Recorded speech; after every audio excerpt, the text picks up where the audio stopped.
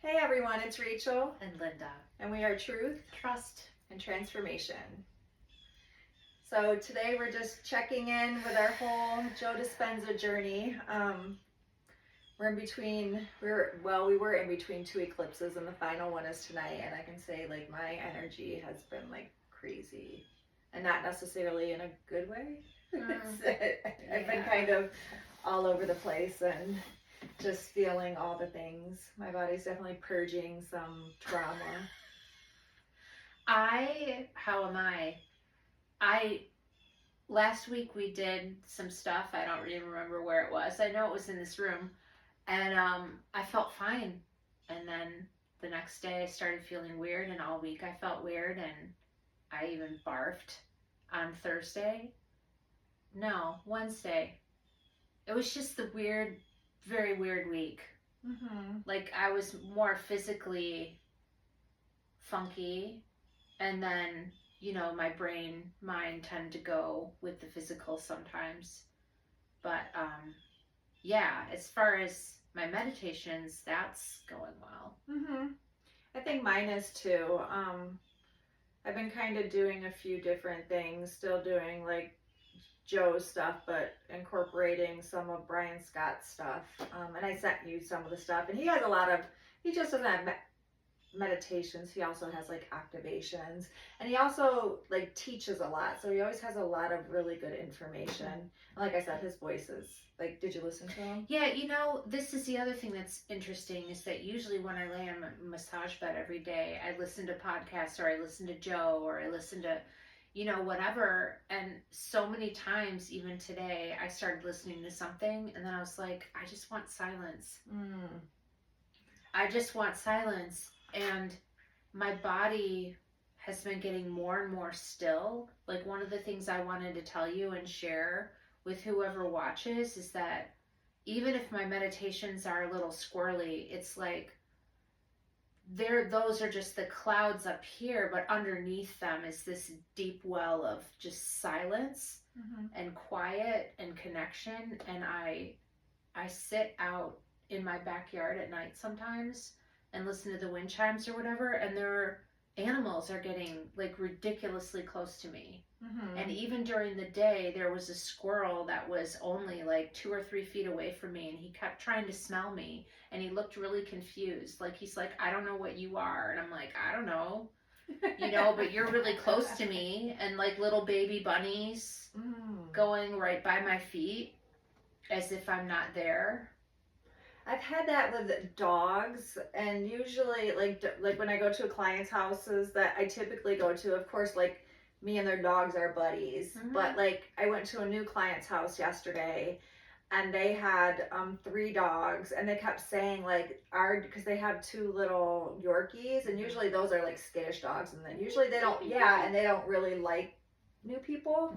And then they had I don't know, I think it was like a golden lab, and they said that usually their dogs don't like people, but literally when I sat down, they were like, I had a dog here and the 2 little ones here, and they just did not want to leave. They were like glued to me, and they were like, that is so weird. There's like, usually they're running and hiding when they're strangers. And so, yeah, I've noticed, like, and our cat has been really attached to me too. And like, whenever I meditate, she literally comes and plants herself, and she'll lay on her back with her belly up.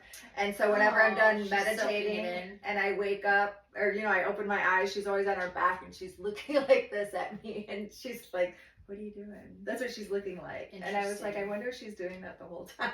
Yeah, I don't know. She's just staring at me. And the other time that I remember that happening was when I was like putting myself on silent retreat once a month. Like, I had access to a place at the lake, and wildlife was just getting ridiculously close to me. Like this fox and her babies, and I don't know. I've been kind of doing the silent thing too, because I talked to Denise and kind of went over like the things that I've been experiencing. And so I went through the Sophia code, and so I call in all of the goddesses. Like, I always do that before I meditate. But she kind of gave me a script to do.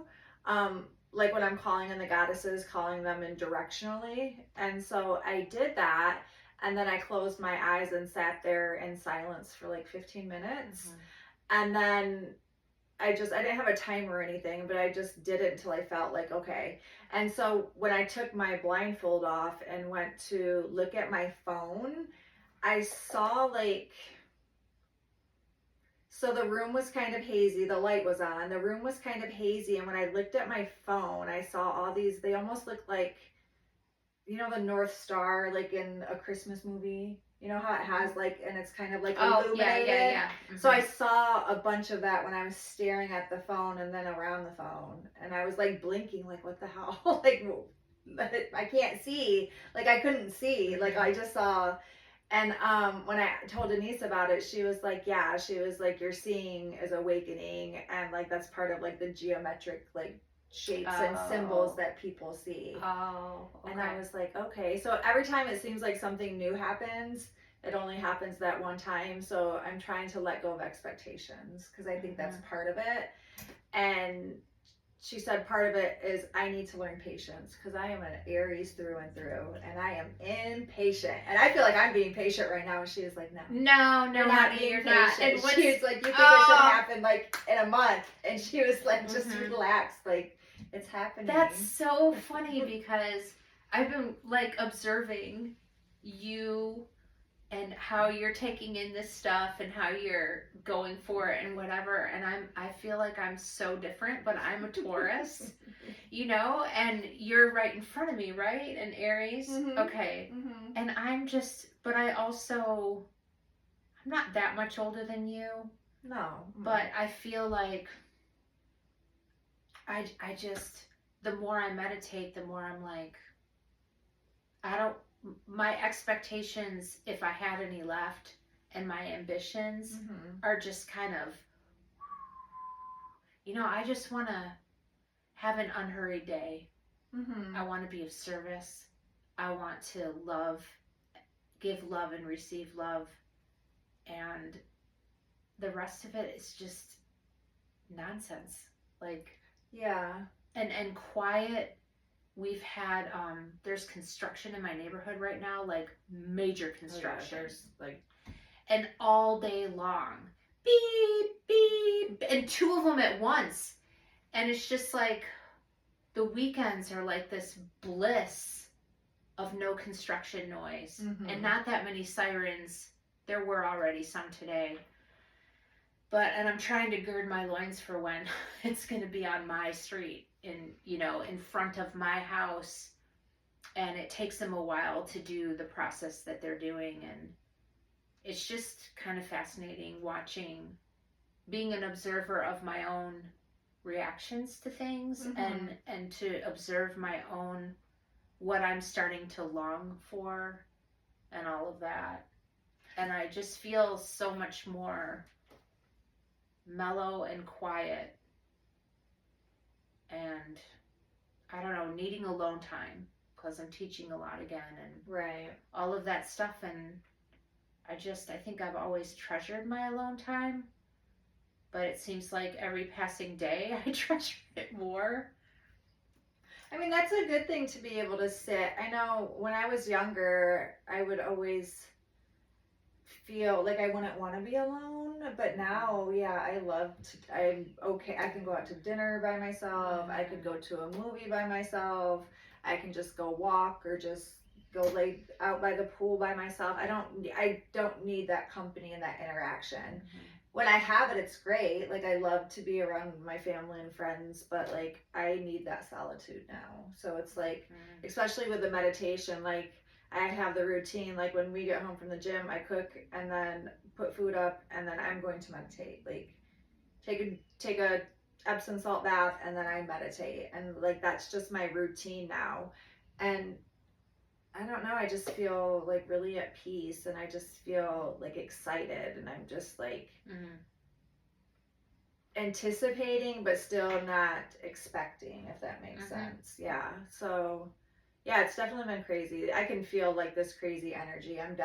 There's lessons that are coming to me that I need to pay attention to and like learn that lesson, like being patient and not assuming someone is feeling a certain kind of way because I'm feeling that way, and being able to openly communicate about it. And so that's really eye-opening because you know, in my mind, I created a whole scenario and story. Oh, that's what we do. And then when I talk to the person, they're like, what are you talking about? Yeah. And I was just like, Yeah. oh. And it's definitely, yeah, the teariness, I don't know. It's been a rough week. Yeah, I had a shitty week. I mean, it was good, and it was, I don't know. And synchronicities, like the synchronicities I'm noticing are ramping up, and they're a little more profound. And the other thing that I notice is my intuition is like, it's just stronger and bolder and more insistent. Mm-hmm. You know, like when I barfed and I was supposed to go see my rheumatologist the next day, and I really didn't. I don't ever want to go there. Mm-hmm. And my intuition was like, you have a choice. You're either going to go to that appointment and suck it up and then not be able to teach, Mm-hmm. or you're going to rest and teach. And I really didn't want to bear the consequences. I mean, it almost felt like if I try to go to this appointment, something's going to happen. Like a car accident, not cancel clear, whatever. Right. And I just was like, I'm listening, you know, and I was starting to write a song this week for this gig I have tomorrow morning. And then it was like, nope, that passed, and I don't want to do that song. Mm-hmm. And some of it was the song. I was coming up with it for the topic, and I knew that distinctive congregation would really like this song, Mm-hmm. but I wasn't really into it. You know, it's like not my thing. And I'm like, no, Linda, that's not what you do anymore. Right. You were trying to You know, force that something. time is past, and now you do what pleases you. Mm-hmm. And what you feel as an artistic expression, and that's it. And the outcomes are whatever they end up being. They're just not, that's not my jurisdiction. Mm-hmm. And that feels, and even like students, I'm getting the students that are coming in that are new are like 100% my kind of people. Mm-hmm. And that was the other thing that I thought would be an interesting thing to talk about is people's concept of reality. I have this reflexologist, she's very wise, and sometimes and she says stuff like what you say, you know, you create your own reality, and I'm like, you know, and I get it, and the last time I saw her, and she also says, you know, when I'm like, you know, about this person, that person, she's like, Linda, everyone's living in their own little world, and their own reality. That's and true. Now when I think about people who I just can't understand, or people who don't seem to understand me, it's because we are not living in the same reality at all. And now I'm just like, okay, well, the people that are coming into my life seem to be in the same reality I am, and little synchronicities, like they're tending to be in my neighborhood. Mm-hmm. And the one guy that came this week, I've been wanting to know more about what I need to prepare myself for when they're ripping the hell out of my street. Mm-hmm. And all of that. And he was like, okay, well, this is it. And I have somebody's brain to pick to get prepared. Mm-hmm. And that just felt like a gift, you know, like all these little things sort of stacking up. And then, but my tolerance for things that don't work for me is, I'm just getting less tolerant of things that don't work. Mm-hmm. You know, like, no, I don't want to be treated like this. And it's not like I'm going to be rigid or mean, but I'll just keep putting up my boundaries and being like, well, this is what I need. Right. Instead of sucking it up. Because old Linda would have just been like, okay. You know, and I would have used up all of my bandwidth having all of my interactions, like even my business interactions, catering to that person. Like, I run a different business for this person and a different business. And no, I'm like, this is the business I run. Mm-hmm. And that's that. So I guess codependency is flushing itself right out of me. Exactly. So as your vibration is coming up and you're vibrating at a higher frequency, then people that are vibrating at that frequency are coming to you, and the people on a lower or different, right, lower vibration who don't do all the things, they kind of fall away. And that's what I've experienced too. There's just people that I don't really talk to anymore, and they just kind of like fell away. Like, for instance, I had a client that I saw for, gosh, 5 years, and she struggled with like alcoholism, and there would be times where I'd show up and she would be intoxicated, and I'd be like, okay, well, talk or whatever, but I really can't do anything when you're in this state of being.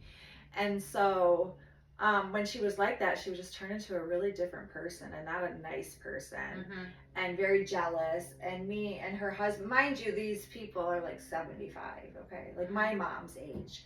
And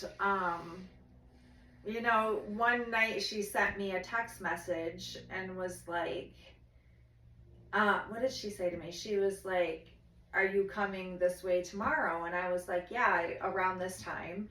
And she was like, well, if you're not dressed appropriately, don't come. And I was like, what is she talking about? Like, I usually come from work, so I usually have scrubs on. Or if I come from home, I have on like sweatpants and a sweatshirt, or like leggings and a t-shirt or something. Right. And I didn't, the first thing I wanted to do was respond and be like, what is that supposed to mean? But I didn't say anything. I just didn't even acknowledge the text. And I was just like, I'm like, okay, universe, like, what do I need to do? And I just got like, do nothing. And so I did nothing, and she literally hasn't contacted me since. Yeah. So because every time I would go there, I would be like on edge. I don't know, because I wouldn't know, like, when I got there, would she be intoxicated? Oh, well, that's what it's like dealing with alcoholics. So I mean, they're very chaotic and unpredictable. Mm-hmm. And no, thank you. And and I still get a little like about it, because I already did that. Mm-hmm. I did enough of that, and I don't have any more in me to offer anyone. Right. As far as, patience with whatever they've got. Yeah, so she fell away, and then I got a new client that's like amazing, and that we're on the same, like, I enjoy going there because I'm spending like hours, so it's just like, you could tell just when you walk into somebody's house, like, the energy, and you're just like, well, then don't you want to be utilized? Exactly. That's the other thing. Like, when I have students that aren't, like, I asked this one girl this week, I said, how much of your attention are you really giving me? 100%? 50%? She's like, 50%. And I'm like, why are you here? What, would you want me to give you 50%? Mm-hmm. And I mean, she's a little kid, so I educate her about that. Mm-hmm. But it's like, it's just nice to not have to do that. But I also understand that having lessons with someone like me and not doing the work at home is still better than no lessons. Mm-hmm. For them. Mm-hmm. So that's what I look at, and I do the best I can, but I don't take it on. I don't take on what's not mine. Right. But I'll admit that I used to. Mm-hmm. So. Yeah, and I feel like too, when you're dealing with a whole different. Yeah, teaching is different. And it's very different. And in this day and age, it's also different because kids are internet based, and they're like, their attention span is like a squirrel. So it's like, they're like, you want me to pay attention and focus and retain this information while I'm with you for an hour. And just the way that their brain is set up now, from constantly, like, if their parents allow them to be online, or if they're online for school, like, their attention spans aren't the same because of that constant scrolling on a phone. Yeah. Or even the cartoons, or some of the stuff that they have that they show kids. Like, they tell you, like, there's a cartoon called Coco Melon. And psychologists say that's the worst thing you can let your kids watch, because it's training them. It's training them to not be able to pay attention, and it's chaotic. It's like it's overstimulation of too much going on, so it's really bad for the kid's brain. And even like some of these cartoons, like my granddaughter's 3, And like Peppa Pig is rude as hell. Like she's just a rude little pig. And I was just like, You're a rude little pig. she's yeah, like she Wow. says mean stuff to her mom and I was like, what is this teaching no, kids? No, that's like not she's okay. so rude. Oh goodness. And you just think about it from that aspect where there's all these little things and like, you know, kids pick up on those behaviors. Like they're watching this and they're picking up on it and we're like, okay, that's not appropriate. Yeah. I wonder, I don't know. That brings up the subject. We're scrolling around now of I know that a lot of the stuff that I do helps with that, just because, you know, the way that I get them sitting, and even when they wash their hands, I'm like, oh, smell the soap, and you know, get settled in your body. But that's an interesting topic. Yeah, I think, well, you're teaching them discipline too, and you're teaching them like you're only going to get out of this what you put into it. You can't expect to come here with me for an hour a week and then just be amazing at playing piano. Like you have to practice. Yeah, well, then it takes years. I mean, it takes years. So I'm very grateful to the students that, you know, like I have one that I've had since he was 5 and he's a freshman in high school now. And just even the honor of like witnessing somebody's life like that and witnessing their growth and them becoming who they are and then honing in on that is amazing. And that's something I've thought of lately, you know, with my more mellow attitude, is like, I feel like that's one of the main things that we're doing here is witnessing other people's journeys or other people's lives, and then having somebody witness ours. Right. I mean, you know, to sort of like bring it around the circle is, you know, we're all whether we know it or not, we're spiritual beings having a human experience, but we're having a human experience. And part of me being in that place where I might have more time behind me than I have in front of me, we never know. Right. I'm just like, I spent so many years being traumatized and then trying to recover from it. It's like, I want there to be enough just living, you know, just being while I'm here. And so I think that's part of the less ambition. Like, I don't feel like I know I contribute, but I don't feel this drive so much to accomplish things or be seen or any of that. I think it's about being present. Yeah, being present in this moment and enjoying like what I have. Whether it's me, for me, it's just like sitting down and drinking a cup of coffee on the balcony and looking at the trees. Like not in a rush to do all the things or even like go out and socialize or go do this. So when I'm home on the weekend, I just want to sit at home and like enjoy my. People say enjoy their rent, enjoy their house payment. You know, other. Sitting at home and actually, instead of ripping and running and going here and going there. Agreed. And not feeling guilty about it, that I'm not like out like spending time doing this and doing that, where I'm just like, you know what, I just want to stay home. I don't really want to go anywhere. And I'm okay with that. I just feel grounded and I feel at peace.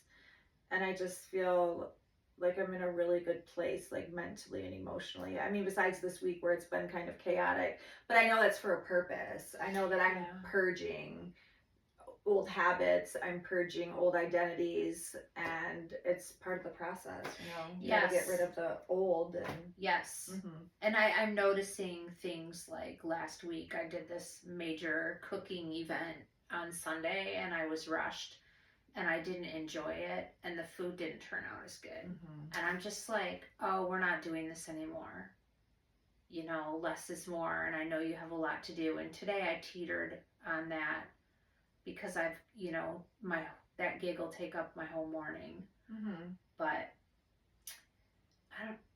just things are better. Like even when they suck less. Yeah, it's not like you want to go to bed and pull the covers over your head and just sit there and feel sorry for yourself. No, usually when I get in bed, I'm just giddy. Yeah. I'm just like, oh my God, this is my bed. I love my bedroom.